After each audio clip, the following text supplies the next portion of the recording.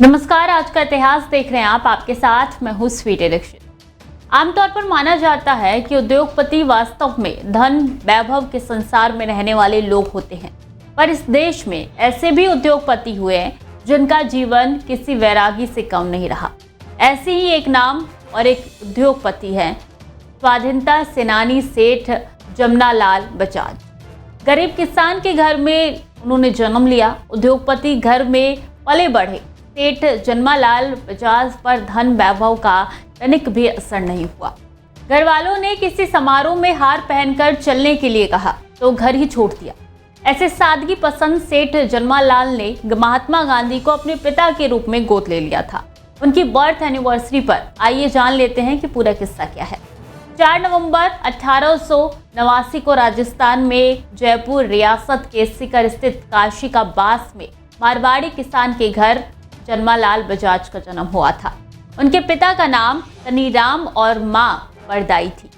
बताया जाता है कि एक दिन जमनालाल घर के बाहर खेल रहे थे। उम्र थी 5 साल और चौथी कक्षा में पढ़ते थे।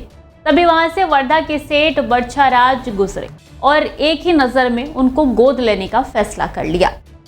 मूल रूप से सेठ बरछाराज भी राजस्थानी व्यापारी ही थे, पर उनका कारोबार वर्धा में था, इसलिए वहीं बस गए। सेठ बरछाराज बजाज और उनकी पत्नी सादीबाई ने जमनालाल को गोद लिया और वो भी वर्धा आ गए। गरीब किसान के घर से अमीर परिवार में आने के बावजूद जमनालाल को ऐशो आराम की जिंदगी कभी नहीं लुभाई थी। इसका उदाहरण इसी बात से मिल जाता है कि सेठ बरछाराज ने एक बार परिवार वालों के साथ शादी समारोह में जाते वक्त जमनालाल से कहा कि हीरे पन्नों का हार पहन ले। उन्होंने हार पहनने से साफ इनकार कर दिया तो पालक पिता ने ठन गई। बात इतनी बढ़ गई कि जमनालाल ने घर छोड़ दिया। उम्र थी उस समय 17 साल। यही नहीं, पालक पिता को एक स्टैम्प पेपर लिखकर भेजा दिया गया था, जो कपड़े पहन रखे हैं केवल वही लेकर जाए, आपका एक भी पैसा लेने कभी कोर्ट नहीं आऊंगा।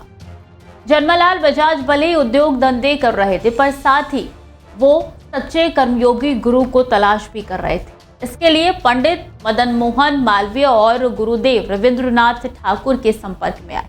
कई साधु और धर्म गुरुओं से भी मिले। इस बीच धीरे धीरे वो स्वाधीनता आंदोलन से जुड़ते गए। साल 1906 में बाल गंगाधर तिलक ने मराठी पत्रिका केसरी का हिंदी संस्करण निकालने के लिए विज्ञापन दिया था।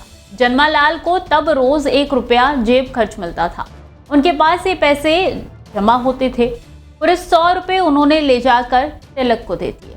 उस वक्त ये काफी बड़ी रकम थी। स्वाधीनता आंदोलन से जुड़ाव के कारण जमनालाल दक्षिण अफ्रीका में महात्मा गांधी द्वारा किए जा रहे सत्याग्रह की जानकारी भी रखने लगे।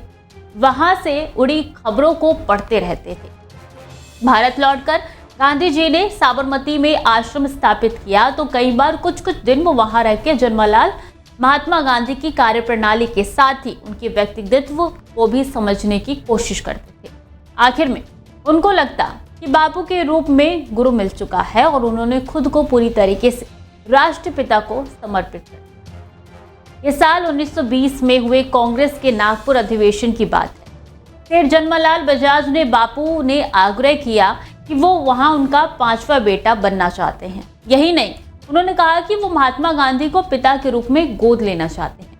ये सुनकर पहले तो गांधी को काफी आश्चर्य हुआ।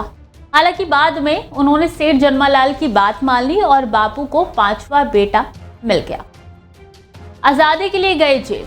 असहयोग आंदोलन के दौरान सेठ जमनालाल बजाज ने सबसे पहले अपने घर के कीमती रेशमी कपड़े जला दिए और जीवन भर खादी पहनने का संकल्प ले लिया।